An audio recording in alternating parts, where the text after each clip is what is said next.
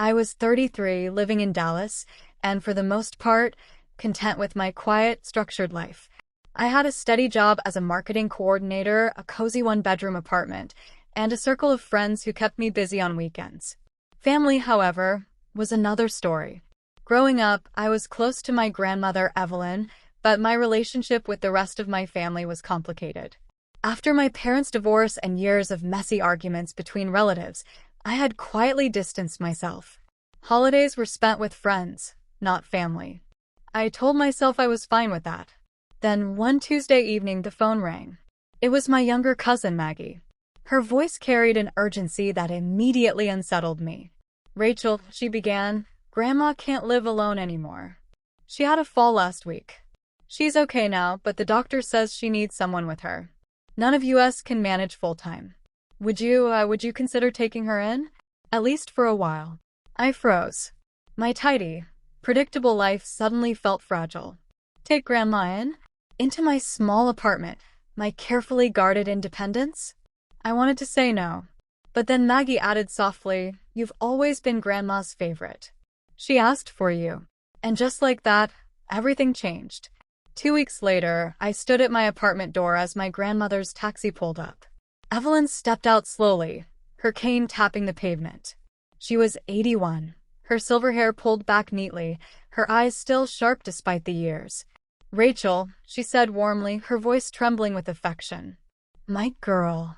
I hugged her, breathing in the familiar scent of lavender she always wore. For a moment, the awkwardness melted, replaced by the comfort of childhood memories, summers at her house, baking cookies, listening to her stories. But as I helped her inside, reality returned. My apartment suddenly felt too small, too cluttered. A hospital bag sat by the couch where she'd be sleeping until we figured out something better. I forced a smile. "We'll make it work." She patted my hand knowingly. "We always do." The first weeks were hard. I wasn't used to sharing my space. Grandma woke up early, humming hymns in the kitchen while I was still trying to sleep. She had opinions about everything. My coffee brand, my laundry routine, even the shoes I wore to work. Some nights, when she struggled with her arthritis, I'd help her into bed, exhausted myself after long hours at the office. I'd collapse on my own bed wondering how long I could keep this up. And yet, in the quiet moments, there was something healing. Like when I came home stressed and found she had cooked my favorite childhood meal, chicken pot pie, waiting on the table.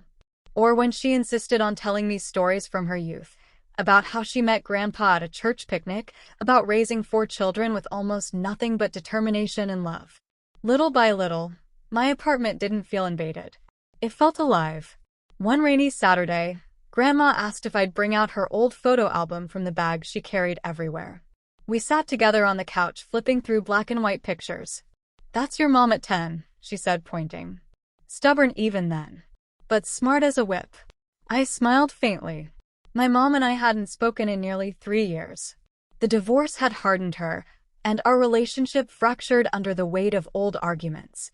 "She misses you, you know," Grandma said suddenly, as if reading my thoughts. I shook my head. "We're better apart." Grandma's eyes softened. "Family isn't about perfect harmony. It's about showing up, even when it's hard." Her words lingered long after the album was closed. As the months passed, the strain of caregiving grew. Balancing work, errands, and Grandma's needs left me drained. One night, after cleaning up spilled tea and coaxing her to bed after a particularly painful arthritis flare, I broke down. "I can't do this, Grandma," I whispered, sitting at the edge of her bed. "I'm not strong enough." She reached for my hand, her frail fingers surprisingly steady. "You're stronger than you think," she said. "But strength isn't about doing everything alone. It's about letting people in." Her words cracked something open inside me. For years, I had walled myself off, avoiding family, avoiding vulnerability. Now here was my grandmother, teaching me that maybe, just maybe, letting people back in wouldn't break me. A month later, Maggie came by to visit with her 2 kids. Laughter filled my apartment as the children played and Grandma beamed. For the first time in years, I felt a piece of family warmth return. That night, I scrolled through my phone and landed on my mom's contact. My thumb hovered. Then, before I could overthink it, I pressed call. Her voice on the other end was cautious, surprised. Rachel. Hi, Mom, I said, heart pounding. Grandma's with me. She'd love to see you. Silence. Then softly, I'd love that too. 2 weeks later, my mom arrived. The reunion was awkward at first, filled with small talk and careful steps. But when she saw Grandma, her face crumpled, and she hugged her tightly. We sat together that afternoon, 3 generations in my tiny apartment. Slowly, conversations turned honest. Old wounds surfaced, but so did apologies. It wasn't perfect. It wasn't easy. But it was a beginning. Living with Grandma taught me patience, compassion, and above all, resilience. She wasn't just someone I was caring for, she was caring for me too, in her quiet way. One evening she said, "You thought this was a burden. But Rachel, this was a gift. You needed me as much as I needed you."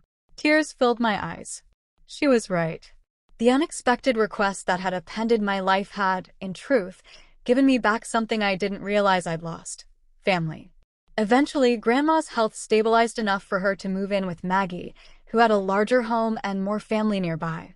On her last night in my apartment, we sat on the couch one final time. "Promise me something," she said, holding my hand. "Don't shut yourself away again. Life is too short for walls." I nodded, unable to speak past the lump in my throat. Months later, my life looked different. Family dinners became a regular occurrence. My mom and I spoke weekly, slowly rebuilding trust. My apartment, once so quiet, now often echoed with laughter from Maggie's kids or visits from Grandma.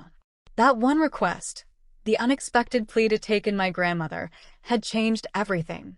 It reminded me that family, no matter how fractured, can heal. That love, even when messy and inconvenient, is worth letting in. And that sometimes, the very thing you resist the most is the very thing you need the most.